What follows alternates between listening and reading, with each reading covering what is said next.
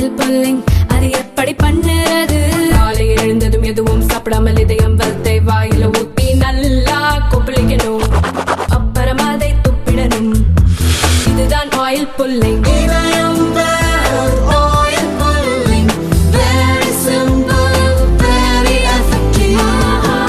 தமிழக பாரதிய ஜனதா கட்சியின் சார்பில் மாண்புமிகு பாரத பிரதமர் மரியாதைக்குரிய திரு நரேந்திர மோடிஜி அவர்களுடைய வரலாற்று சிறப்புமிக்க 3வது முறையான ஆட்சியினுடைய பட்ஜெட் தாக்கல் செய்யப்பட்டிருக்கிறது. நம்மளுடைய மதுரையில் பிறந்த நம்மளுடைய நிதி அமைச்சர் மரியாதைக்குரிய திருமதி நிர்மலா சீதாராமன் அவர்கள் பட்ஜெட்டை தாக்கல் செய்திருப்பது நமக்கெல்லாம் ஒரு பெருமைக்குரிய விஷயம். இந்த பட்ஜெட்டினுடைய விளக்கக் கூட்டங்கள் தமிழகம் முழுவதும் நடந்து கொண்டிருக்கிறது.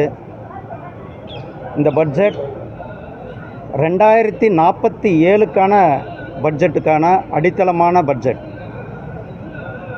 இந்த பட்ஜெட் நமதுடைய நாடு, பாரத நாடு 2047 இந்தியா மிகப்பெரிய ஒரு வல்லரசாக நாடாக ஆகும்.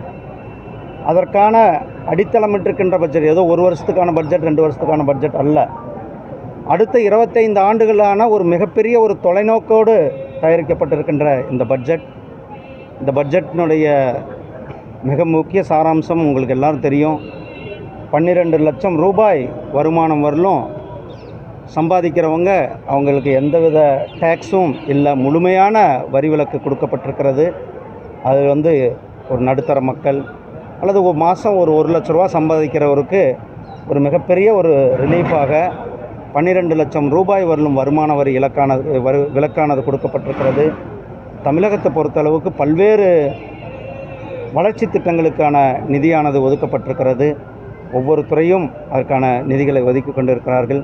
கடந்த 10 ஆண்டுகளில் மட்டுமே தமிழகத்திற்கு கிட்டத்தட்ட 11 லட்சம் கோடி ரூபாய் தமிழகத்திற்கானது பல்வேறு திட்டங்களுக்காக நிதி ஒதுக்கப்பட்டிருக்கிறது. பணிகள் நடந்து கொண்டிருக்கிறது. நம்மளுடைய மாண்புமிகு பிரதமர் திரு நரேந்திர மோடிஜி அவர்கள் தமிழ் மக்கள் மேலே, தமிழ்நாட்டின் மேலே, தமிழ் கலாச்சாரத்தின் மேலே, தமிழ் மொழியின் மேலே பற்றுள்ளதன் காரணமாக கடந்த 3 ஆண்டுகளாக தொடர்ந்து காசி தமிழ் சங்கமம் நடந்து கொண்டிருக்கிறது.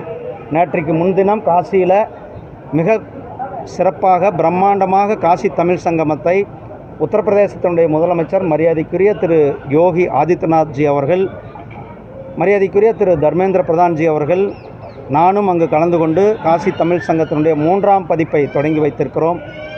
15ஆம் தேதி தொடங்கிய காசி தமிழ் சங்கமம் வருகிற 24ஆம் தேதி வரலும் காசியில் தமிழர்களுடைய கலாச்சாரத்தை பிரதிபலிக்கின்ற நிகழ்வுகள், தமிழகத்திலிருந்து கிட்டத்தட்ட 1200 பிரதிநிதிகள், பல்வேறு தரப்பட்ட பிரதிநிதிகள் 5 பேட்சாக அங்கு போக இருக்கிறார்கள்.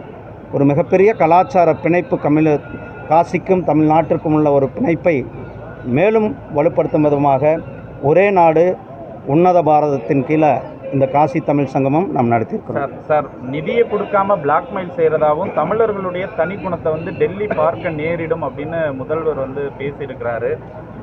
இது திரு ஸ்டாலின் அவர்கள் அரசியலுக்காக இன்றைக்கு மக்களை தவறான திசையில் திருப்பி கொண்டிருக்கிறார்கள். மக்களிடத்தில் தவறான தகவல்களை சொல்லி கொண்டிருக்கிறார்கள். இவர்கள் கேட்ட நிதியானது அந்த கல்வித்துறை சம்பந்தமாக நேற்றைக்கு முன்தினம் கல்வித்துறை அமைச்சர் ரொம்ப தெளிவாக சொல்லியிருக்கிறார். அதாவது அந்த கல்வித்துறைக்கான நிதி அதில் சில PM ஸ்ரீயில் இவர்கள் கையெழுத்து போட வேண்டும், போட்டாங்க, அப்புறம் பேக் அடிச்சிருக்கிறார்கள். அந்த சில நிதிகள் கொடுக்கும் பொழுது சில கண்டிஷன்ஸ், ஒவ்வொரு இதுக்கும் கண்டிஷன்ஸ் இருக்கும்.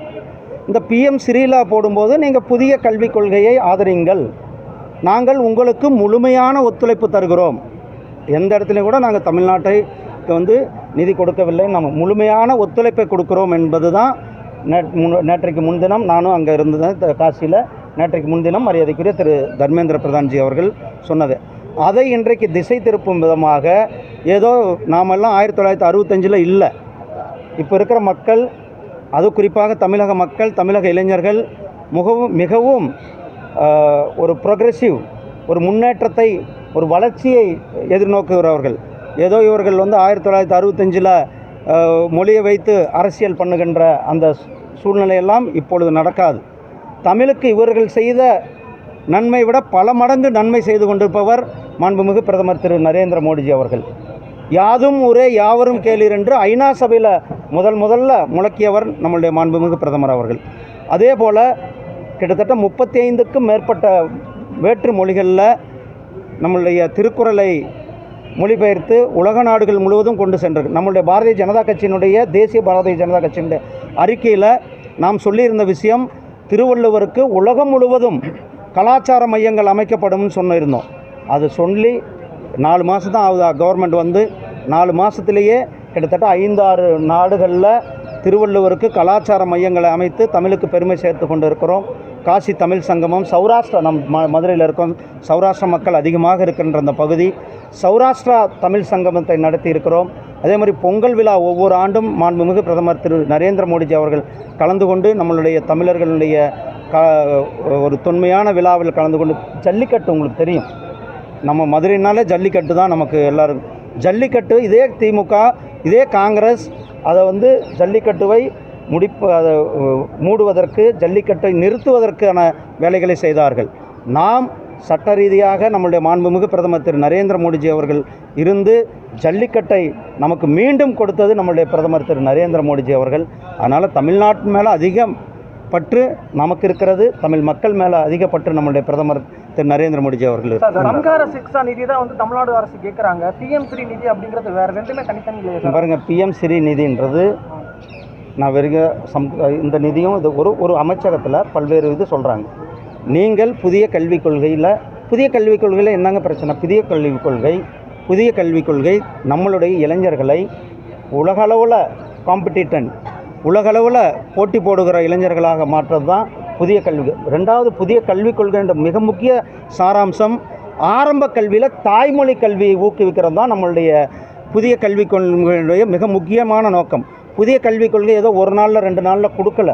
பலதரப்பட்ட மக்களினுடைய ஆலோசனை, கல்வியாளர்கள் ஆலோசனை, பெரிய பெரிய வல்லுநர்களுடைய ஆலோசனை, பெரிய பெரிய ஜேர்னலிஸ்ட் அவர்களுடைய ஆலோசனை, வைஸ் சான்சலர், இப்படி கல்வியாளர்கள் அத்தனை பேருடைய ஒரு ஆலோசனையில் 40 வருடத்திற்கு பிறகு, ஏன்னா இன்றைக்கு சூழ்நிலைக்கு நம்மளுடைய புதிய கல்விக் கொள்கையே வேண்டும். அதனால தான் நாம் புதிய கல்விக் கொள்கையை கொண்டு வந்திருக்கோம். அதில் நீங்கள் இணையுங்கள் என்பது தான் அரசாங்கம். யாரும் ஊரே யாவரும் கேளீர் திருவள்ளுவரை பற்றி நம்ம நிறையா பேசினாலும் கூட தமிழகத்தில் வந்து மாநில அரசுக்கும் மத்திய அரசாங்கத்துக்கும் ஒற்றுமை இல்லாத காரணத்தினால தமிழர்கள் ரொம்ப வஞ்சிக்கப்படுறாங்க. பட்ஜெட் போன்ற விஷயங்களில் தமிழகம் எந்த இடத்துலையும் இல்லை சார். நீங்கள் பட்ஜெட்டை பெருசாக பேசுகிறீங்க, தமிழக மக்களுக்கு என்ன சார் செஞ்சுருக்கீங்க? இதுதான் நான் இவ்வளோ நேரம் சொன்னேன். நம்ம மதுரையிலேயே நம்மளுடைய மதுரை விமான நிலையம் வரவிருக்கிறது, விரிவாக்கம். இங்கே வந்து நம்மளுடைய ஒரு நிமிஷம், இங்கே வந்து நம்மளுடைய அந்த எலிவேட்டட் ஹைவே நமக்கு கொடுத்துருக்கிறார்கள்.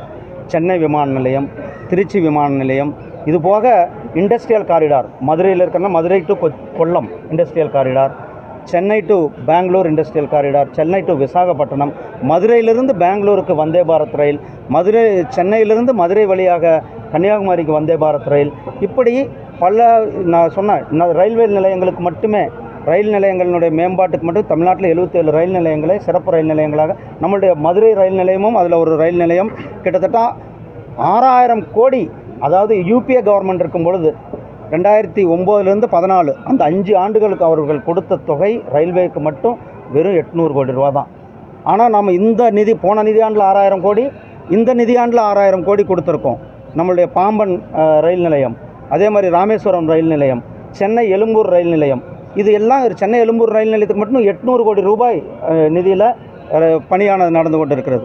தேசிய ஹைவேக்கள் பார்க்குறோம், 6 வழி 8 வழி, மிகப்பெரிய அளவில் இண்டஸ்ட்ரியல் காரிடார்ஸ், தொழில் நிறுவனங்கள், இப்படி வந்து தமிழகத்திற்கு அனைவருக்கும் வீடு கட்டும் திட்டம், ஜல்ஜீவன் மிஷனில் குடிநீர் கொடுக்குற திட்டம், ஒவ்வொரு வீட்டுக்கும் குடிநீர், இதையெல்லாம் விட ஏழை மக்களுக்கு மாதத்திற்கு 5 கிலோ அரிசி 1 கிலோ பருப்பு ஒவ்வொரு மாதமும் கொடுக்குறோம். பிரதமருடைய அனைவரும் வீடு கட்டும் திட்டத்தில் கொடுத்துருக்கோம். நம்மளுடைய மிகப்பெரிய நோக்கமே 2047 இந்த நாடு வல்லரசு நாடாக வேண்டும். அனைத்து மக்களும், அதுதான் நம்ம பிரதமர், அனைத்து மக்களுடைய வளர்ச்சி, ஒட்டுமொத்த சமுதாயத்தினுடைய வளர்ச்சி, அனைவருடைய நம்பிக்கையோடு நாம் வளர்ச்சியை நோக்கி சென்று பெரும் பாதுகாப்புலாம் கொடுத்துருக்கீங்க. விஜய் வந்து நிச்சயமாக பாதுகாப்பு கொடுத்துருக்கிறீங்க. விஜய் 2026 உங்களோட சேர்ந்துருவாரா? அதிமுகவோட கூட்டணி சேர்ந்துருவீங்களா? இல்லை அரசியலில் எதுவும் நடக்குன்ற அடிப்படையில் திமுகவோட சேர்ந்துருவீங்களா?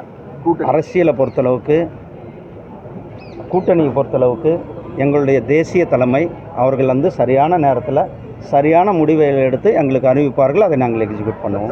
திருப்பரங்குன்றம் விவகாரத்தில் ஒரு பதட்டமான சூழ்நிலை இருதரப்புக்கு இடையே இருந்துகிட்டே இருக்குது. நீங்களும் இன்னைக்கு சாமி தரிசனம் செய்ய போகிறீங்க. இந்த பதட்டத்தை போக்குற விதத்தில் ஏன்னா காங்கிரஸ்லேருந்து வரேன்னு சொன்னாங்க, கடைசியில் வரல.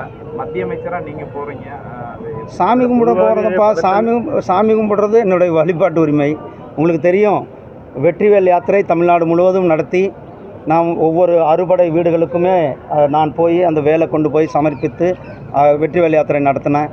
அது தொடர்ந்து எங்களுடைய மாநில தலைவர் என் மக்கள் யாத்திரை நடத்தியிருக்கின்றோம். வழிபாட்டு உரிமை என்பது என்னுடைய அடிப்படை உரிமை. டாக்டர் அம்பேத்கர் அவர்கள் கொடுத்த அரசியலமைப்பு சட்டத்தில் கொடுக்கப்பட்டிருக்க உரிமை. அதன்படி நான் இன்றைக்கி போகிறேன். இதில் வந்து எந்தவித ஒரு கான்ட்ரவர்சியிலோ எந்த ஒரு பதட்டமும் இல்லை. நாங்கள் போய் சாமி கும்பிட தான் போகிறோம். நன்றி.